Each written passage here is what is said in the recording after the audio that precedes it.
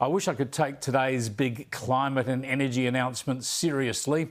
It is dominating the news, but this stuff is just nuts. Just more national self-harm. The Albanese government has announced its emissions reduction target for 2035. We've gone from 610 million tonnes a year of emissions 20 years ago to about 440 million tonnes this year, and then by 2035 the plan is for the emissions to be about 220 million tonnes or less. Now, just to put that into perspective, current global annual emissions are more than 38,000 million tonnes and are growing by far more than Australia's total emissions every year. So whatever we do, no matter how much it costs us, it's doing nothing to improve the climate. That's just the facts, that's just the science. If increased emissions are cooking the planet, Australia is not stopping that. Australia can't. But that doesn't stop our Labor government and their Greens and Teals comrades from pretending. Today I announced that we have accepted their advice that Australia's 2035 emissions target be 62 to 70%. This is a responsible target, backed by the science, backed by a practical plan to get there and built on proven technology.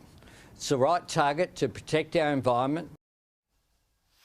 That's nonsense, of course. It can and will do nothing to protect the environment. Global emissions will continue to rise, so the emissions cuts announced by the government today cannot and will not have any impact on the climate. That's the science, as I keep saying. But these people are science deniers. They preach fear and alarmism about what might happen to the climate. They pretend it's already happening, and they use that fear to convince you that their emissions reductions policies are needed, and they lie every day by telling you that these policies will change the weather. What absolute rot. There were some numbers today that were worth listening to. Here they are. Today we're announcing $2 billion for the Clean Energy Finance Corporation to continue to drive downward pressure on electricity prices. $5 billion fund within the National Reconstruction Fund. We announced yesterday, of course, $1.1 billion to encourage more production of clean fuels in Australia. And today we're further announcing $40 million to accelerate the rollout of curbside and fast EV charging. Yeah, the millions and the billions, they just keep rolling out, don't they? Just another $8 billion or so handed out today, taking the total spend on emissions reductions so far in this country to at least $150 billion, with a total of $600 billion or perhaps $1 trillion by the time all this is done. And for what? Well, for nothing really, unless you believe a baseless scare campaign. The government's report says without change, extreme weather could shrink our economy by 14% or cost each of us about $7,000 a year, or perhaps not. So their argument goes, we just have to do this.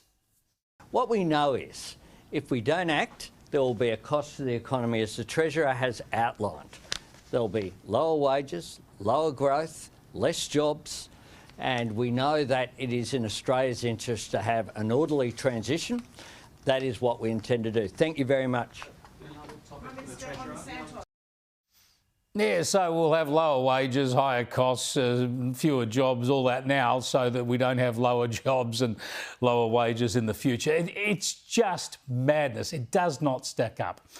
Our action changes nothing, but they pretend it'll change the global climate. In fact, the former New South Wales Liberal Treasurer, who's now on board as Labor's climate guru, he reckons it'll turn us into the land of milk and honey. Opportunity for our people, for our farmers, for our businesses, for our regions, for our cities and for our economy. And secondly, delivering a cleaner, safer and better world for future generations of Australians. Bring it on, hey? We're all going to get some fairies in the bottom of our gardens too, I reckon. Apparently we're very lucky because we have sunshine and air that moves. We have an abundance of solar and wind above the ground and a periodic table of critical minerals below the ground.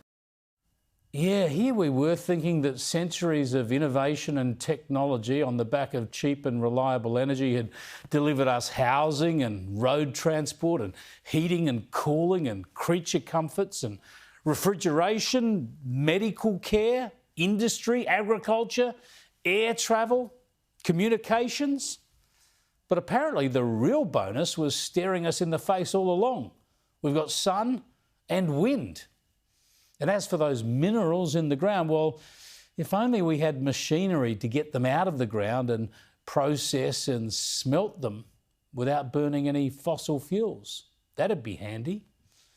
But just in case you see through the government spin and you know that China, India, Indonesia, the US and other countries are not doing what we're doing, well, the PM had this for you. The amount of wind and solar power under construction in China is now nearly twice as much as the rest of the world combined. Just a fun fact there. We are part of what is a global transformation that is occurring. Oh, great. It's all okay because apart from selling us the wind turbines and the solar panels and the batteries, China is using them too. Except China is also building 300 new coal-fired generators. Yeah, that's right. Instead of condemning itself to expensive and unreliable energy, China is building another 300 coal-fired generators. China will burn more coal in 2030 than it burns today.